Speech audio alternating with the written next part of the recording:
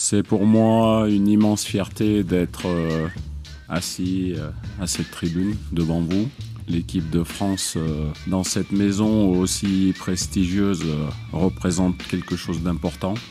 Et puis maintenant, place au travail et cap sur cette Coupe du Monde 2023 qui va arriver très très vite.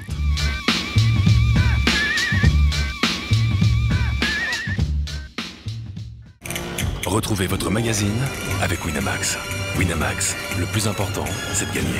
Et bonjour à toutes et à tous, soyez les bienvenus dans la quotidienne. Ça y est, cette fois-ci, c'est fait. Hervé Renard a été présenté aujourd'hui aux médias au siège de la Fédération française de football. Il remplace Corinne Diacre à la tête des Bleus après avoir quitté son poste de sélectionneur de l'Arabie Saoudite. Alors son nom circulait depuis un moment déjà, mais lui aussi, il y avait pensé. Et tout ça avant même qu'on lui en parle. Ouais.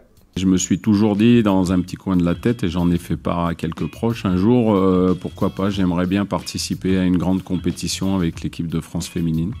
Voilà, alors je vous cache pas que même dans mon entourage le plus proche, ça a surpris beaucoup de monde. Mais moi, c'est une question de challenge. Il n'y a rien qui remplace les grandes compétitions dans notre métier. Alors, Hervé Renard qui arrive évidemment dans un contexte un petit peu particulier, ne comptez pas sur lui en tout cas pour s'attarder sur toutes les affaires qui ont secoué la Fédération française de football ces derniers mois. Non, place au futur désormais. Ce qui s'est passé avant, moi j'étais pas là, j'étais en fonction jusqu'à encore cette semaine. C'est pas vous jeter la boule chaude, mais ce qui s'est passé avant, ça me regarde pas. Moi, je me focalise sur le présent et sur le futur. Les avis sont partagés, à tort ou à raison. L'important aujourd'hui, c'est qu'on aille vers l'avant. Bon, en attendant, on avait hâte de voir à quoi allait ressembler sa première liste. Eh bien, on a été servi. Elles sont de retour. Wendy Renard, pour commencer, et Eugénie Le Sommer. Oui, elles seront là pour les matchs de préparation à la Coupe du Monde face à la Colombie et au Canada. Léa Le Garec aussi, tenait la joueuse de Fleury, fait son grand retour en bleu. Gianni et Katoto, on le rappelle, sont blessés malheureusement. Et choix sportif de la part du sélectionneur, ce sont ces mots, la non-sélection de Kéra Amraoui. Je vais vous faire une réponse politique. J'étais pas là, j'étais en Arabie Saoudite, donc j'ai pas suivi l'affaire. Non, c'est pas vrai, je me défile pas. Non, c'est un choix avant tout sportif. Et après, quand on forme un groupe, il y a plein d'éléments à prendre en considération. Et voilà, il faut se poser toutes les questions. Et puis, il faut déterminer son choix pour arriver devant vous et donner une liste. Et c'est celle-ci, sans Kéra aujourd'hui.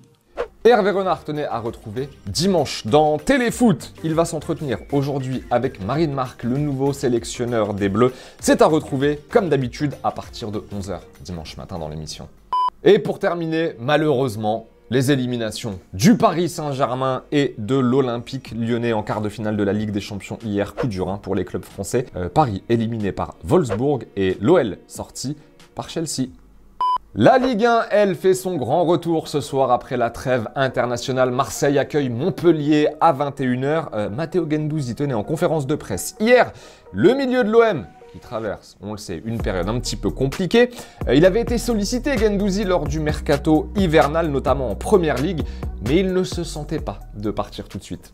J'ai eu quelques propositions de clubs pour partir cet hiver, mais je me sentais pas de partir. Je suis très bien ici et j'avais vraiment envie de terminer la saison et atteindre l'objectif qui est de se qualifier en Ligue des Champions avec l'Olympique de Marseille. Et voilà, question de ce qui se passera cet été, on n'y est pas du tout encore, mais c'est sûr que voilà, il y aura des discussions avec le club. Et on aura aussi un petit Rennes-Lens, tenez, ce week-end en Ligue 1, c'est demain soir.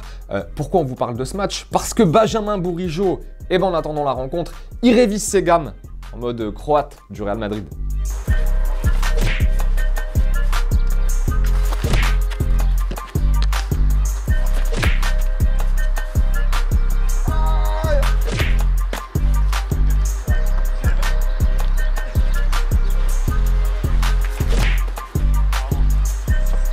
Pas mal. Allez, football vrai les amis, comme tous les jours, dans la quotidienne, un seul but aujourd'hui dans le football vrai. Mais quel but! Attendez de voir ça, match amical entre le Japon et la Colombie, et Rafael Santos, barré pour la Colombie, s'est fait un petit kiff.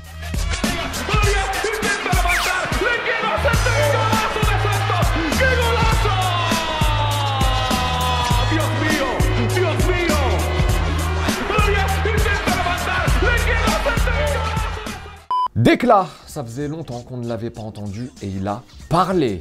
Patrice Evra s'est confié hier chez nos confrères d'RMC l'occasion de revenir sur la finale de la Coupe du Monde et autant dire qu'il ne l'a pas bien vécu, pas bien du tout même. J'ai regardé le match en direct et j'ai pleuré, je ne m'y attendais pas. Le France-Argentine, je te dis la vérité, je suis allé dans ma voiture et j'ai pleuré. Pendant 3 jours, j'étais mal et je me suis dit, Patrice, je sais que tu aimes l'équipe de France. Mais cela m'a fait tellement mal et puis franchement, chapeau à l'équipe de France. Bon, à mon avis, il n'est pas le seul à avoir pleuré.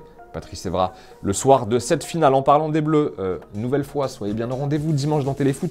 Pourquoi? Parce qu'on vous propose un petit grand format, un grand format, donc sur Benjamin Pavard, celui qui nous a offert la victoire lundi soir face à l'Irlande avec une frappe de Pavard, dirons-nous. Il s'est confié à Saber Defarge, sa saison au Bayern, sa déception de la Coupe du Monde, mais aussi ses ambitions pour la suite, évidemment. Tout ça, c'est dans Téléfoot, dimanche matin. Donc soyez bien au rendez-vous. En attendant, c'est la fin de la quotidienne, les amis. On se quitte comme tous les jours en images et en musique. Rendez-vous lundi pour un nouvel épisode. Salut! I like the way you move.